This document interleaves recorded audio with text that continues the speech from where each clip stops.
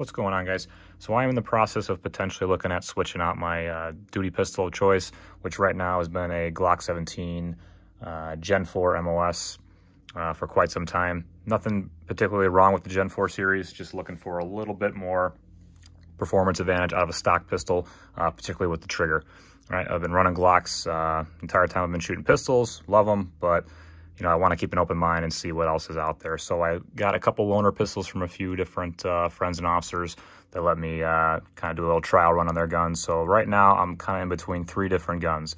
The Gen 5 series Glock 17 MOS, the Smith & Wesson M&P 2.0, their optics ready line, their new one for law enforcement with a flat trigger, not this trigger, I just don't have it on hand, and the Walther PDP, just the standard edition. So I'm in between those three guns, right? Glock, M&P, and the PDP. So kind of bouncing back and forth between them and seeing the advantages and disadvantages. So today I'll be shooting them. I don't know if I'll get footage of that or not. I'll try to, but I wanted to at least get on camera and show you guys the differences in the trigger. Just so you can kind of see the take up, the break, the sloppiness, etc., etc. I don't have a Gen 5 on hand. This is a Gen 4, so at least you'll see the basic of that, and then I'll add a Gen 5 once I get that later on today, okay? So we'll start with the Glock. I just made everything locked back so you guys that are safety Nazis can stop freaking out, right? They're all clear. No magazines. And I'm looking through a camera lens in the back here, so. All right, so starting with the Glock 17. This is a stock gun. It's just been milled out by Trident Defense before they went out of business. Safe direction over here. So again, stop freaking out. All right, so the trigger, I'm gonna try and see if I can see this on camera. All right, so there we go. All right, prepping away. This is the first time I get some real resistance, so that quote-unquote wall would be about here. But that's not exactly where the trigger breaks. If you guys know Glocks, you know there's quite a bit of take up. I'll try to get a little closer here so you can see it. All right, so a little bit of light resistance, nothing crazy there. That's when I get the main, you know, quote-unquote wall feel. But a couple ounces, you see the trigger still moving, then the break, right? Reset.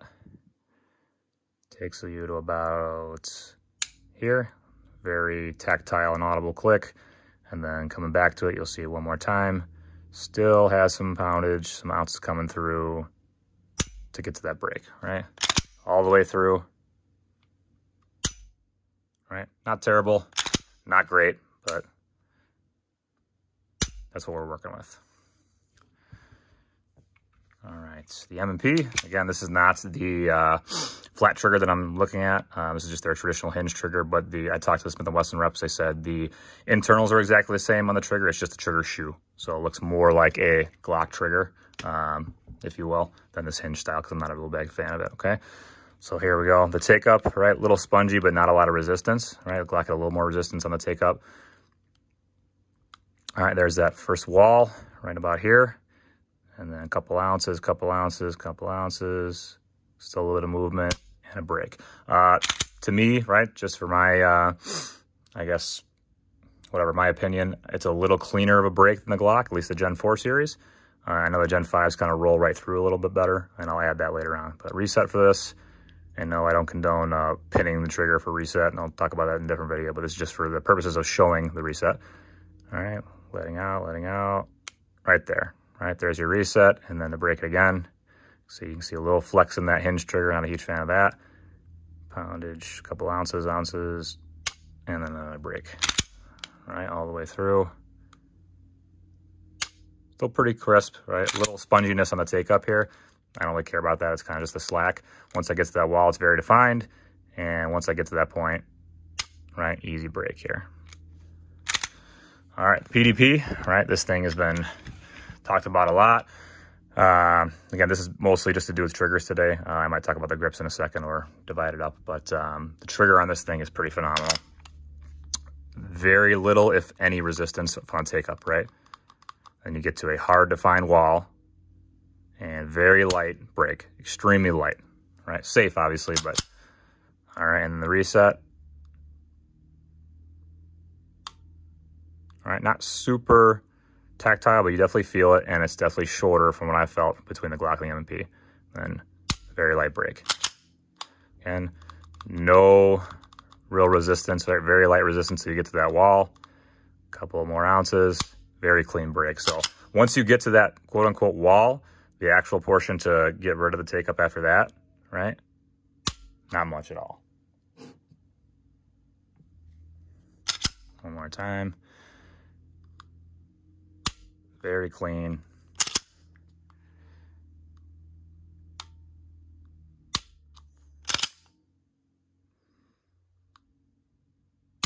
So out of the three, I'd say the PDP trigger feels the best. Again, live fire, haven't tested them all together, which I will do today.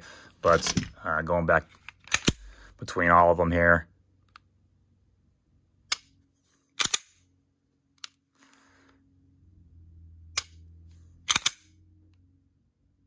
just so you can see it again for comparison's sake. Again, I'll get a Gen 5 in here eventually. A lot of travel with the Glock, but much more tactile reset. But the trigger's got to move a ton to break.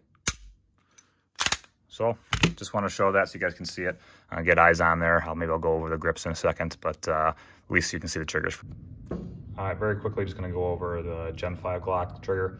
I got a few Glock 17s in front of me, and I got a Glock 19 just for reference. Happen to have a few on hand, so just going to see if there's any differences between them, but here's the generic as far as the trigger itself. All right, take up. I get a little bit of resistance. That would be that wall. Still moving, break. I don't have my fancy camera here, so I got everything single-handed. One more time. Prep. Break itself is slightly lighter. Give me a second. All right, there's your reset. About the same as the Gen 4. Didn't really notice much difference.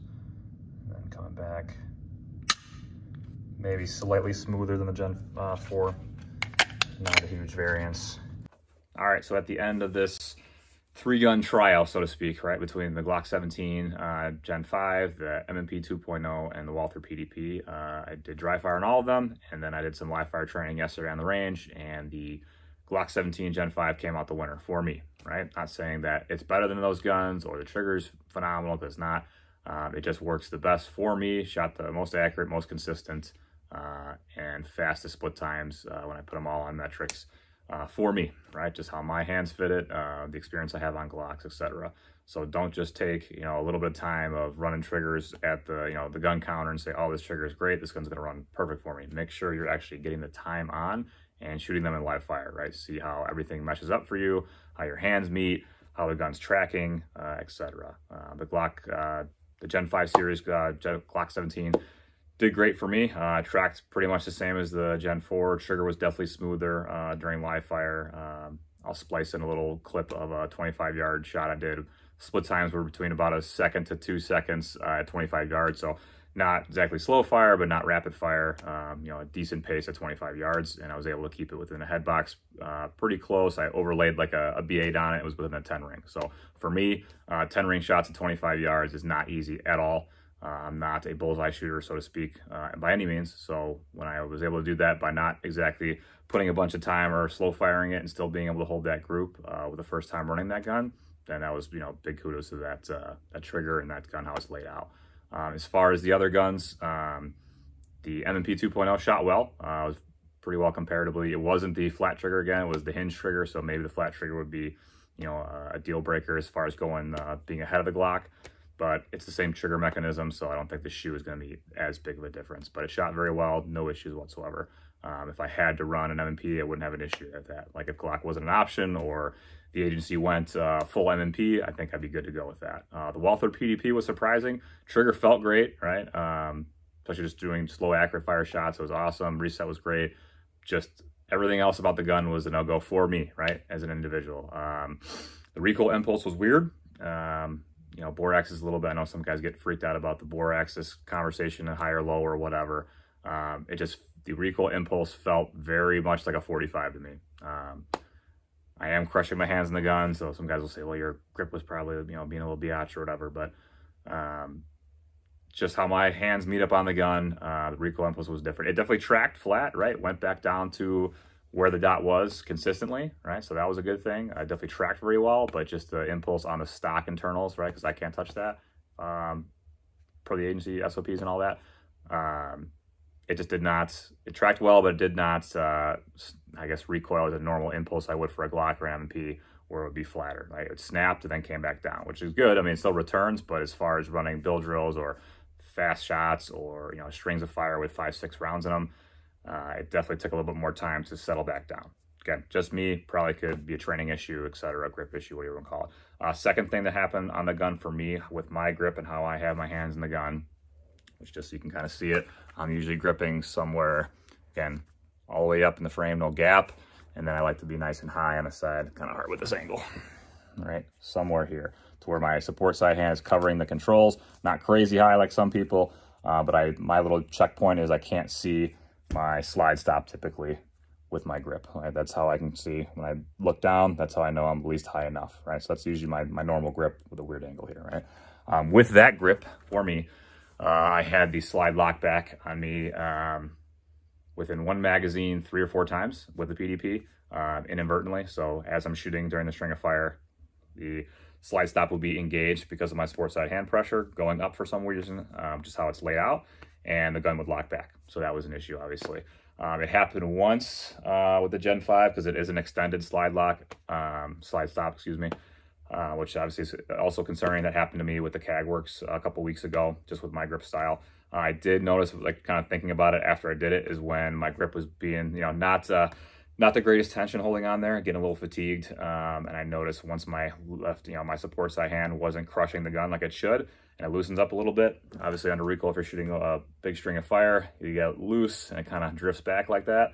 I could see my support side hand possibly bumping that up. So obviously need to lock that down, do that upside down horseshoe grip where I'm flexing the gun in. Once I locked all that down, obviously no issues whatsoever.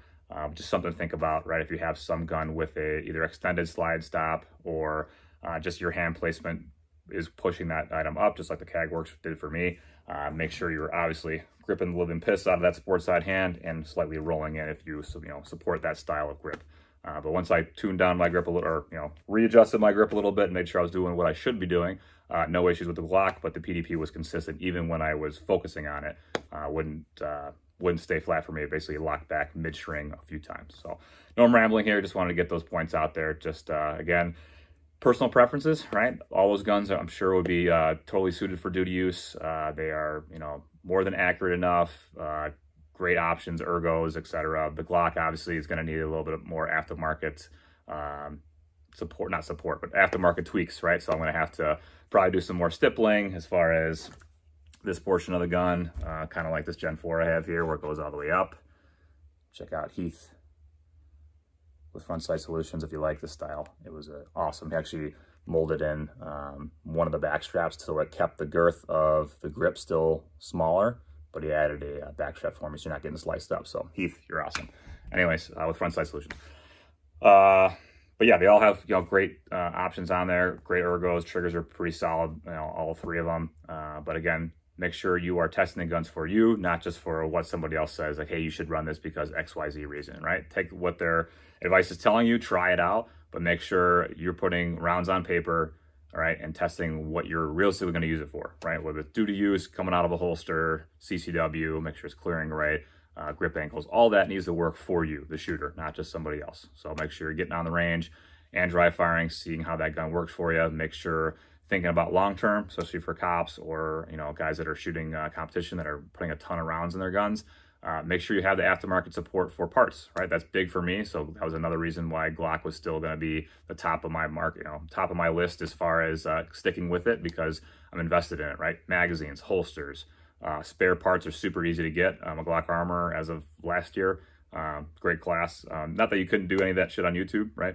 You can find almost everything on there, but seeing it from Glock Inc. and actually teaching it how it's supposed to be with all 3 generations, 3, 4, and 5, it was good. It's good information, and I can get all those parts directly from Glock.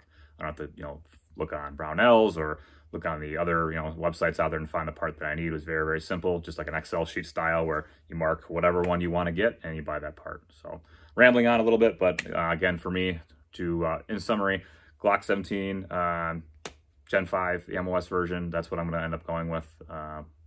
eventually, right? And if I had to go to a number 2, it would be the M&P 2.0. All right, but that's what works for me. So make sure you guys are going out there and training. Shameless plug, check out Front Sight Solutions. I'm not going to do a re-edit of this, so too damn long, right? Front Sight Solutions out in Hinckley, Illinois. If you're an Illinois resident or somewhere around that tri-state area, you want to come out, do some firearms training with us, check out the website, frontsightsolutions.com, Facebook, all that Instagram nerd stuff. So if you want to come out and shoot and listen to my fast-talking mouth, because I have like just built-in caffeine in my body and like to talk fast for some fucking reason, make sure you guys check us out. But I hope this was helpful for you. If you have any questions, drop them in the comments, DM, whatever, smoke signal, etc. All right, you guys take care.